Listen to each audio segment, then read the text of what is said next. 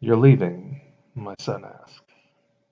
He's known for a long time that I would be going on an adventure, but he's still not ready for the departure. I am. His eyes water as he approaches me. I embrace my son for the last time in an uncertain future. I love you, Dad. I love you too.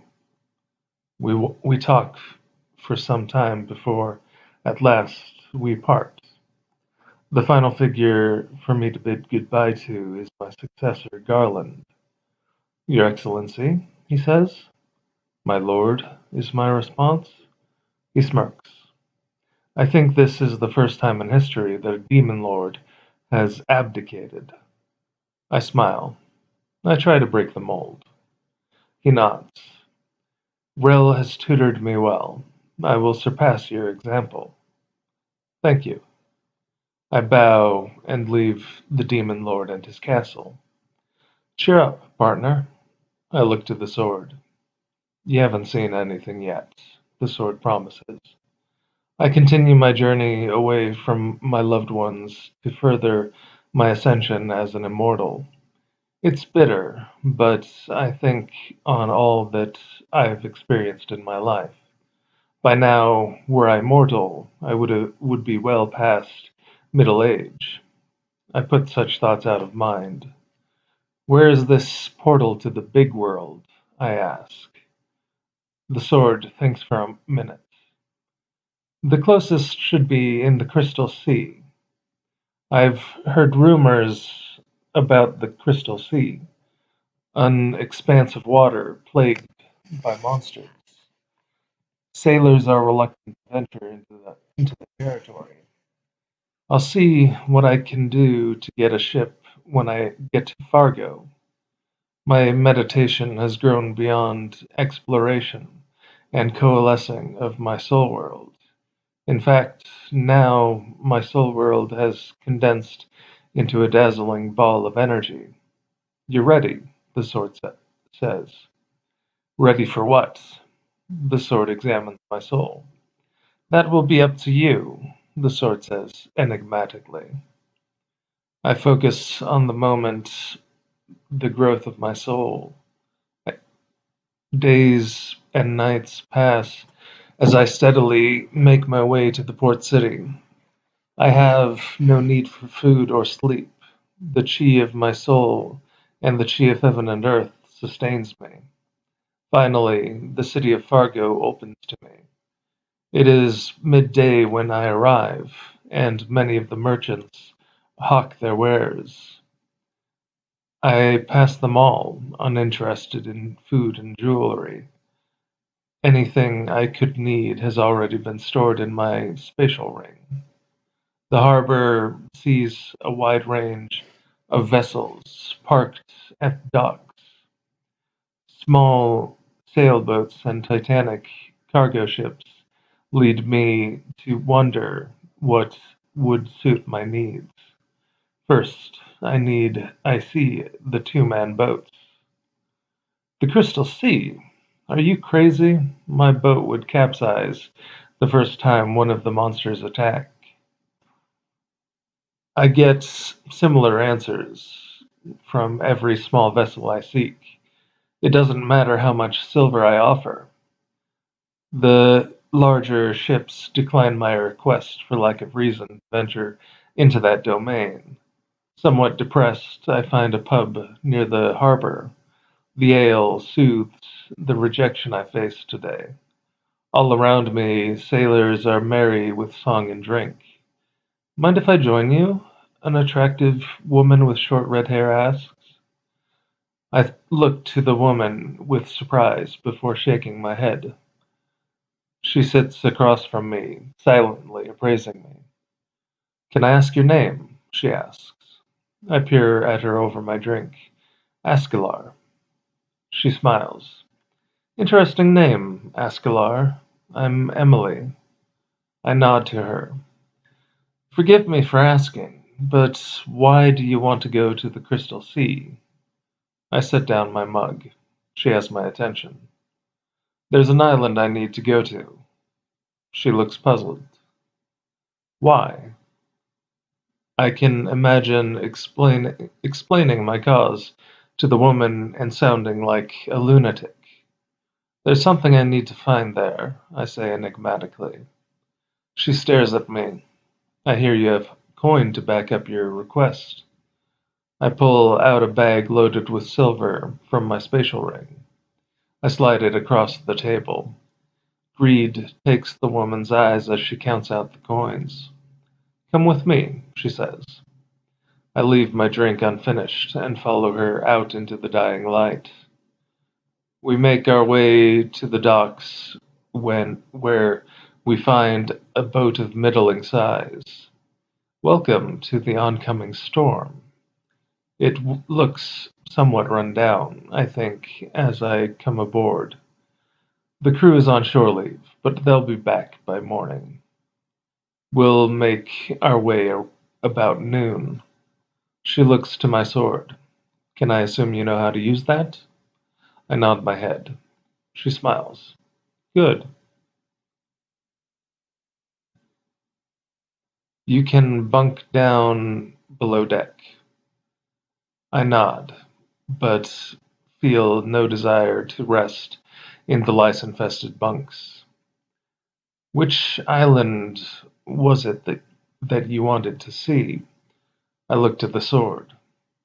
The sword hums. I think it was called Penel. I relay the name to the captain. Penel? How do you mean Sabat? I think it used to be called Penel, a long time ago. I nod my head, hoping we're headed in the right direction. Now I understand why you would risk the journey. Those ruins are practically untouched. She leaves me, and I am left to the gentle rocking of the waves. I take a seat out of the way and go about my meditation. The crew drags themselves to the boat as the night ends. When day arrives, many grumble about their hangovers. I never leave my spot. A few of the sailors look at me peculiarly as they ready the ship. The ocean is gentle and fierce. This is my first time sailing, and I feel a thrill of excitement for the first time on water. Why are we going to the Crystal Sea?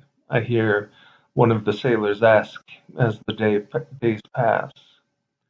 For that weirdo over in the corner. Shut up, man, a voice hisses. He's a spiritualist. Spiritualist my ass.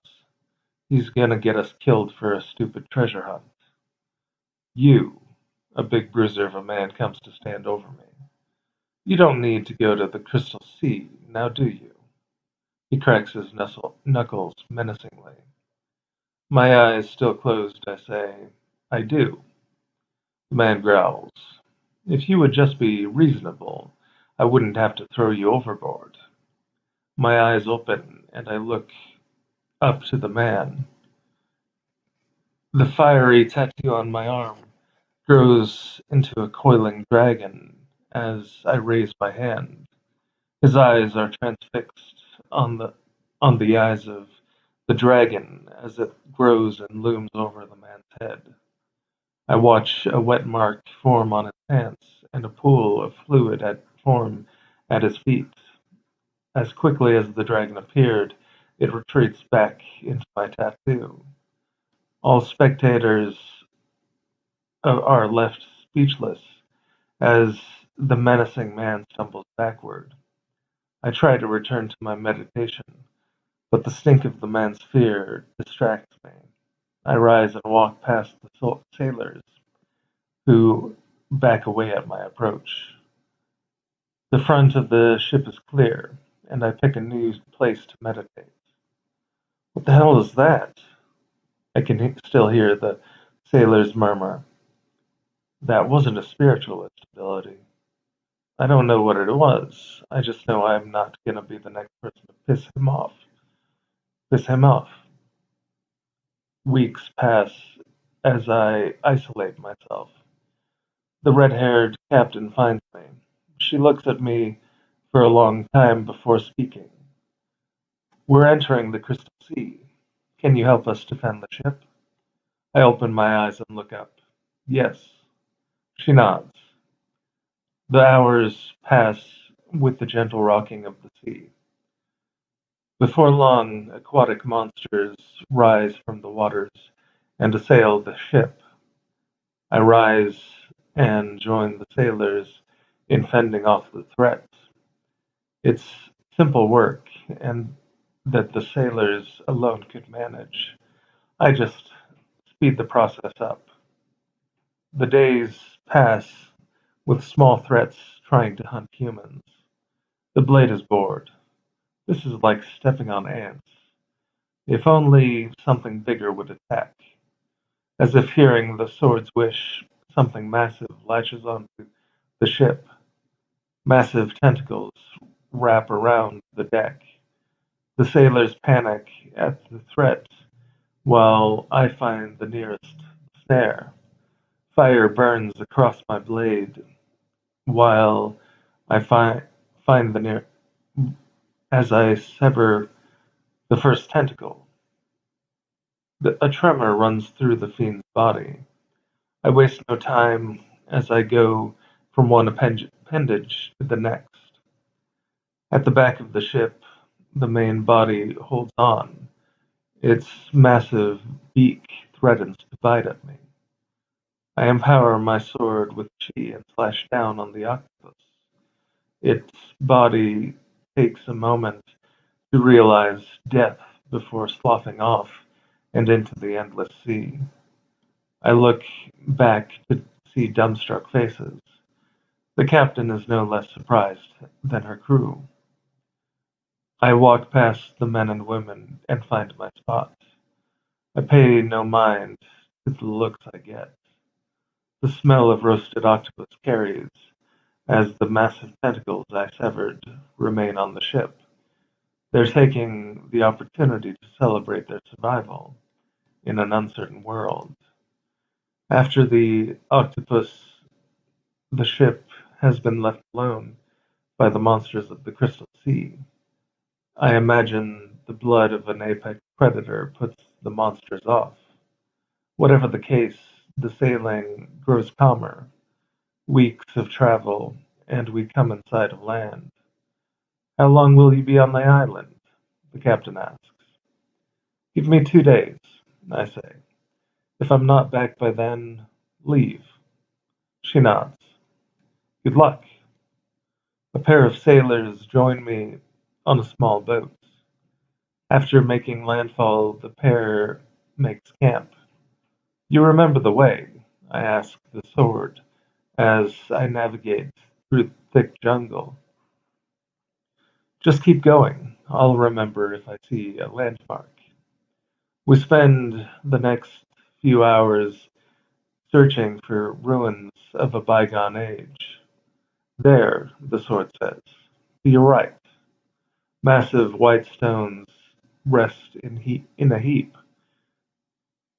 Some hold a semblance of their long-lost structure." "Man," the sword says, "how long have I been out of the loop?" I have no words to answer the question. We delve deeper into the ruins before finding a tunnel. "This is the way. I remember now. Keep going." I summon a flame to my hand and explore the dark tunnel. Tendrils from the surrounding trees penetrate some ways into the compound, but eventually all I see is stone. Take it, take a left at this tunnel, the sword instructs. I follow orders and dive deep. Time is an irregular construct while when searching ancient ruins. Minutes can feel like hours, and hours can seem like minutes. But the sword keeps me on track. A blue light illuminates the hall ahead of me. There it is. The sword is triumphant. I find myself entering an illuminated room. At its center, a swirling tornado of energy casts blue light all around it. It's not what I expected. I feel more doubtful of my decision to leave this world now that I stand before the portal. What are you waiting for, bearer? Let's go. My thoughts turn to my family. This adventure comes at a cost. I steady my resolve and step into the maelstrom. In the moment that I enter the portal, I feel my feet come off the ground. Despite its apparent violence, I feel safe as the whirlwind turns around me. I don't know how long it lasts, but I feel my feet touch the ground. The whirlwind evaporates around me.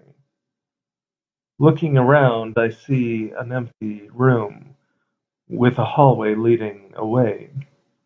Where's the portal? I ask. Not here. Those babies are one way only. Anger flares up within me. You didn't tell me that. Ah, don't worry. I've done this 100 times. We'll find the portal back, no problem. I bite my cheek as I put the portal issue aside. My flame illuminates the path as I seek out this world of immortals. These ruins are far more pristine than the ones on Sabat Island. I find many branching hallways that lead to the rooms like the one I'd arrived in. Back in the day, immortals from all sorts of worlds came to the big world through its temple. The sword is pensive for a moment. The Celestial War devastated so many worlds. I continue my search for the exit in silence. Finally, a draft of fresh air calls me. I walk out into the bright daylight. What I see confuses me for a moment. Dark-skinned men and women in tribal garb look at me with shock. Hello, I say dumbly. The tribe begins talking among itself. Not an immortal in the lot, comes the sword's assessment. We should move along. I find myself agreeing with the sentiment. As I move to leave, an old woman approaches. Greetings, stranger. Hello. May I ask how you came from the temple? I scratch my head. A portal. Hushed whispers spread among the tribe. Please, the matriarch says, stay with us tonight. Your presence is a boon to us all. I don't see any reason to turn aside from their hospitality. Thank you. I'm escorted to a large hut where what looks to be a tribal council is gathering. Please sit. I follow the ancient woman's cue. More elders join us, and I feel myself grow self-conscious in the face of the gathering. A young man comes before me as the gathering completes itself. In his hand is a clear crystal and a piece of cloth. Please hold the crystal, the matron requests.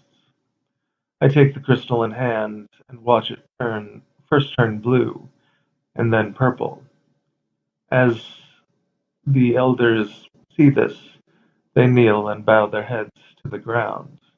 Great one, the matriarch says after bowing. We thank you for answering our call. I'm confused. Ha! The sword laughs. Perfect timing. The elders look at me with reverence. I wait patiently. Great one, says the matriarch. Our guardian deity, Mercis, has guarded our tribe since the reckoning. She is a kind goddess. The matriarch looks sadly to her fellows. But demons have plagued the land and corrupted her sanctuary. We are too weak to face the demons, and so we have summoned you. The sword laughs again. And here I thought we were getting away from demons. I sigh. Of course. Relief shows in the faces of those gathered. Tell me where to go. Directions are relayed to me. Please, stay for a feast. It is the least we can do for you, Great One. I decide not to point out now that I don't need to eat. Thank you. The day dwindles down and a fire is built, and a great fire is built. The music of flutes and drums penetrates the air. I only sample the food, but I relish the sweet alcoholic beverage that the tribe produces. Great One, a drunk man asks, where are you from? I think for a moment. I come from a number of places, not so different from here. How did you ascend? Comes another drunken question. I try to explain the fundamentals of cultivation as I grow progressively more intoxicated. As the night draws on, the matriarch comes to me with a pretty young woman. The woman's eyes are to the ground as the woman introduces her. This is Irina. She is a virtuous young woman. I hope you like her. I realize what's going on. I'm sorry. Thank you, Irina, but I'm married. The matriarch looks disappointed, but withdraws with the meek young woman. From here, the festivities dwindle down as the alcohol makes the men and women submit to the call of sleep. I purge the alcohol from my system. While the tribe slumbers, I move into the forest to find the sanctuary of a goddess. What are the gods like? I ask the sword. It says, depends on the god. I've known stuffy old fart gods and down to earth humble gods. Have you ever heard of Mercis? The sword thinks for a moment. No, she might be a younger generation. New gods and goddesses pop up all the time. I carry on with my search until I find a red thread tied from tree to tree. On the outside, the forest is tranquil, but when I cross the line, I find a battlefield. The dead demons flicker with living shadows. The clang of battle alerts me to the fact that the battle is not over yet. I rush to the sounds of fighting. What I find is a beautiful woman with a large sword slashing into a large demon with vicious teeth. A halo of light illuminates her shoulder-length brown hair. From her back, wisps of white form wings that stabilize her on the ground. I elevate her in the air. As she dispatches the last of the demons, she turns to me. Leave now, demon, she spits. I, this, we should calm down. We can talk about this. There is nothing to talk about with demons. No, she pauses. You're not a demon. What are you? Suspicion keeps her blade pointed at me. I'm Askilar, and I'm an immortal. I've never known an immortal with so much demon in him. Tell me, her suspicion gives way to something akin to hope. How did you purify your corruption? I shrug and pull out my sword. Orange light is dazzling as the shadows of the dead demons hiss and flee. Mercis looks from the sword to me. We can talk. She invites me to her shrine, and we take up position on the floor. She allows her holy raiment to fade. Where do you come from, immortal? I don't have a name for my homeworld, and say as much. To abandon your world, what were you hoping to accomplish? I scratch my head. It was actually the sword's idea. Her eyes widen. What is its name? I looked at the sword. Eh, names are for humans. I'm a legendary sword. I chuckle. It's just a legendary sword. Where did you find it? I tell her the story of my time with the sword, and the goddess listens without judgment. I'm grateful that you have come. The corruption has grown beyond my ability to manage. There are so many demons, and their corpses are corrupting my sanctuary.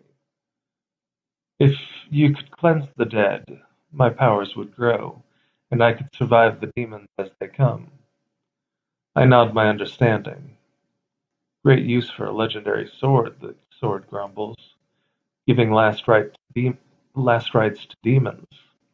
Tell me we get to fight soon.